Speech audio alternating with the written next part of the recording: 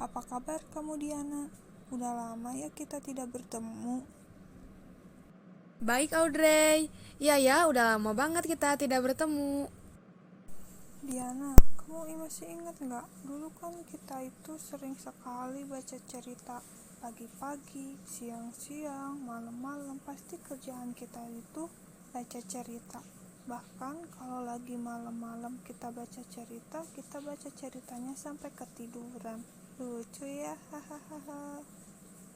Kamu tahu nggak cerita Timun Mas? Itu ceritanya seru loh.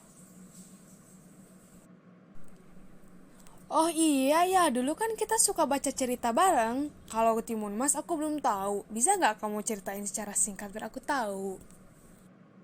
Baik Diana, aku akan menceritakan cerita Timun Mas kepada kamu. Pada zaman dahulu, di sebuah desa dekat hutan tinggallah sepasang petani yang telah lama belum dikaruniai anak. Mereka setiap hari memohon kepada Tuhan agar diberi anak. Dan pada suatu hari doa mereka didengar oleh seorang raksasa. Sang raksasa pun menawarkan bantuan kepada sepasang petani tersebut kalau mereka akan memperoleh seorang anak dari buah timun yang mereka tanam di ladang.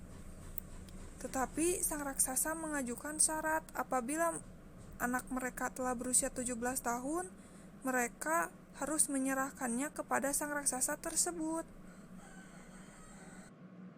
Sepasang petani itu pun menyetujui tanpa pikir panjang. Sang anak pun diberi nama Timun Mas. Mereka pun hidup berbahagia hingga ketika Timun Mas berumur 17 tahun, sang raksasa datang menagih janjinya. Sepasang petani itu melupakan janjinya dan ketakutan. Mereka menyuruh Timun Mas menyelamatkan diri dengan membawa 4 benda ajaib, yaitu biji timun, jarum, garam, dan terasi. Setelah itu, raksasa pun datang ke rumah Timun Mas dan menagih janji kepada sepasang petani tersebut. Dan Timun Mas pun disuruh pergi oleh kedua sepasang petani tersebut. Dan akhirnya, ketika sang Timun Mas dikejar-kejar oleh raksasa, Timun Mas pun menyebarkan biji timun yang kemudian berubah menjadi ladang timun. Sang raksasa berhenti untuk memakan timun kesukaannya. Setelah kenyang, ia mengejar Timun Mas lagi. Ketika sang raksasa mendekat, Timun Mas menyebarkan jarum yang kemudian berubah menjadi hutan bambu berduri yang lebat. Ketika hampir tersusul kembali, Timun Mas menyebar garam yang seketika berubah menjadi lautan. Sang raksasa dapat berenang dan mengejar Timun Mas hingga akhirnya Timun Mas menyebarkan terasi yang berubah menjadi lumpur. Sang raksasa yang telah kelelahan akhirnya tenggelam ke dalam lumpur. Akhirnya Timun Mas kembali ke rumah orang tuanya dengan selamat. Dan karena kecantikannya dipersuntinglah oleh seorang pangeran. Berakhirlah ceritanya. Itulah cerita Timun Mas secara singkat. Bagaimanakah dengan ceritanya? Apakah kamu tertarik dengan cerita ini?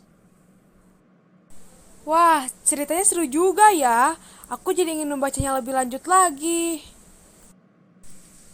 Wah, kebetulan nih di aku sedang ada bukunya. Apakah kamu ingin meminjamnya? Wah, kebetulan sekali. Tentu saja aku akan meminjamnya. Baiklah Diana, nanti akan aku ambilkan bukunya ketika kamu mau pulang ya. Baiklah, aku akan keluar sebentar untuk mengambil makanan. Baiklah Diana, nanti kita lanjutin lagi ya ngobrolnya. Aku mau menitip makanan ya ke kamu. Tolong ambil hamburger yang ada di lemari di dapur. Oke, terima kasih sebelumnya Diana. Happy weekend, sahabatku. Terima kasih untuk kalian semua yang telah menyempatkan waktunya untuk menonton video ini. Semoga kalian terhibur.